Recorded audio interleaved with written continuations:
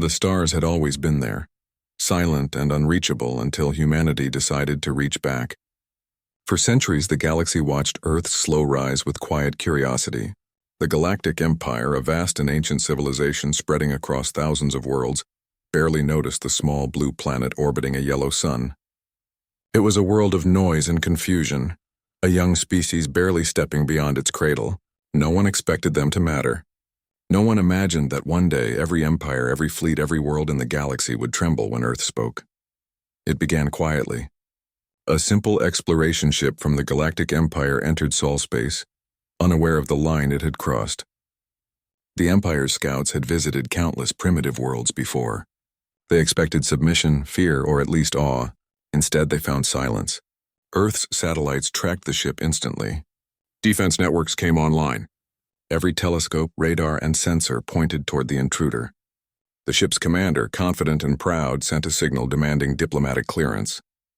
He received no response, only silence. Then the stars flickered.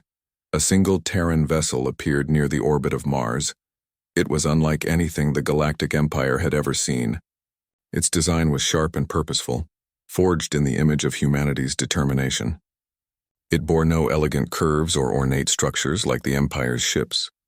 It was a fortress of steel and purpose, black as the void, with markings that simply read, Earth Defense Command. The Imperial Scouts commander sent another message, this time in a respectful tone. He introduced himself, declared his peaceful intent, and requested entry for exploration. The reply came at last, a short transmission, calm but firm. This is Terran Command.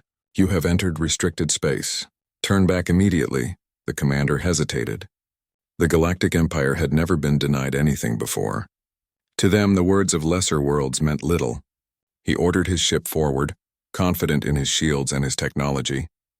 He didn't know humanity had changed.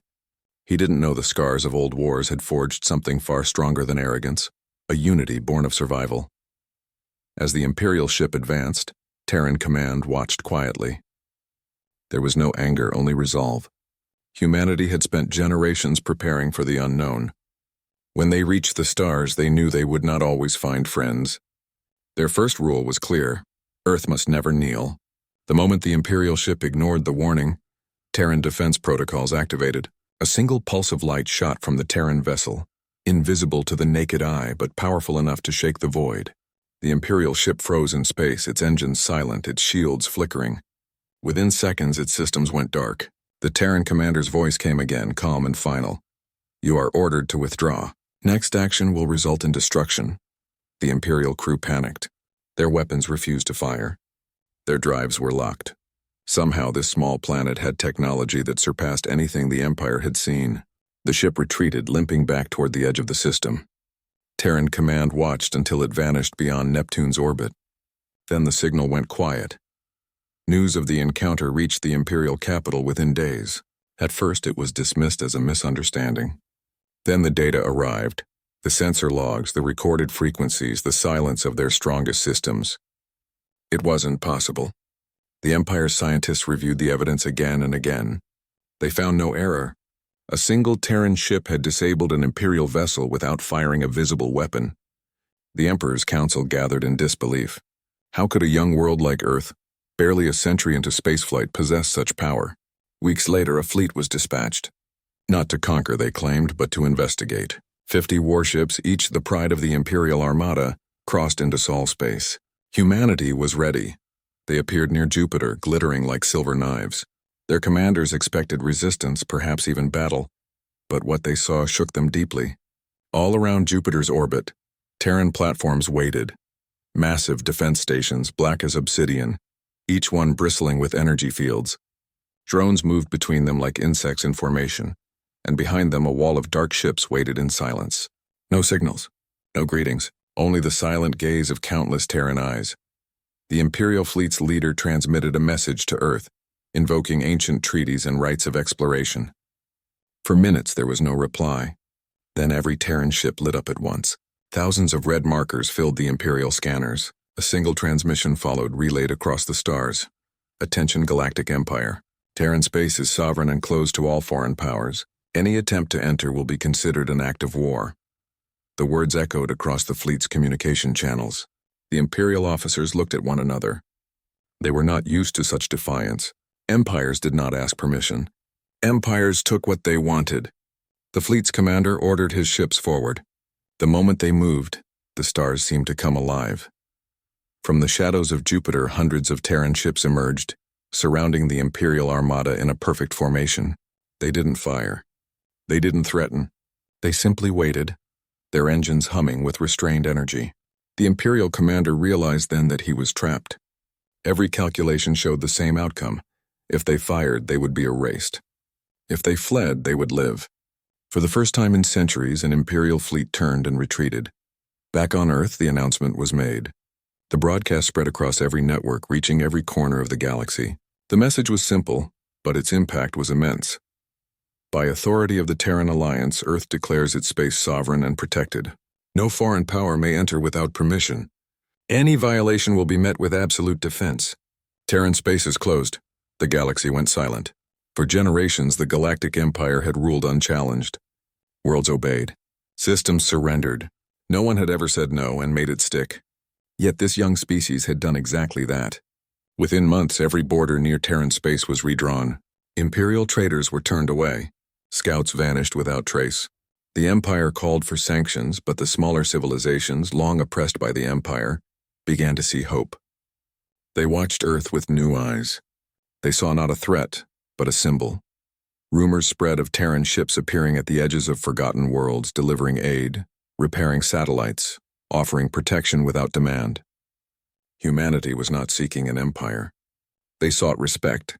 Every planet that suffered under the Empire's shadow whispered the same new phrase: Terran justice. The Emperor could not allow this defiance to stand. Another fleet was sent, greater than before, led by one of the most decorated admirals in Imperial history. It was meant to be a show of power, to remind the galaxy who ruled.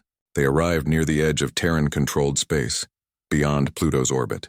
This time they didn't find warships waiting. They found silence. Then a message appeared on every Imperial screen. Stand down. You are entering a restricted defense perimeter. You have 1 minute to withdraw. The Admiral refused. He ordered all weapons to charge. The moment he did, the sky itself seemed to shatter. From the void, vast Terran vessels appeared, larger than any ship in Imperial history. Their hulls glowed faintly, not with light, but with contained energy that made the air itself vibrate. They moved slowly, deliberately, forming a line that stretched across the horizon. The Admiral realized his entire fleet was already targeted. Every system screamed with proximity warnings. Every calculation ended in destruction. Still, pride is a powerful thing. He opened a channel and declared that the Empire would never bow to a younger race. The reply came as calm as before, spoken by a voice that seemed almost human in its simplicity. Then you will never return. A beam of pure white light crossed the void, and the Imperial flagship vanished without a sound. No explosion, no debris, just silence. The rest of the fleet broke apart instantly, fleeing in all directions. Terran ships did not pursue. They simply held position until the last Imperial vessel disappeared beyond the border. After that day, no Imperial ship ever approached Earth again. Years passed. The Galactic Empire began to crumble from within. Its citizens had seen the recordings, the undeniable truth that the invincible armada had been defeated without a war. The smaller worlds began to rebel, inspired by Earth's defiance. They wanted freedom, the same kind humanity had claimed. Terran ships began appearing again, but not as conquerors. They arrived to help the broken worlds rebuild, to teach them how to stand on their own. One day, deep within the Empire's fading capital, a young historian asked his teacher why Earth had done it. Why had they chosen isolation instead of conquest, when they clearly had the power to rule the stars? The old teacher smiled softly and replied, "Because humanity remembers what it means to be ruled. They do not wish to become what they once fought." Far away on the blue planet at the heart of it all, life went on. Children played under the same sky that had once watched ancient wars. Cities shone like constellations. The people of Earth looked to the stars not with fear or greed, but with quiet pride.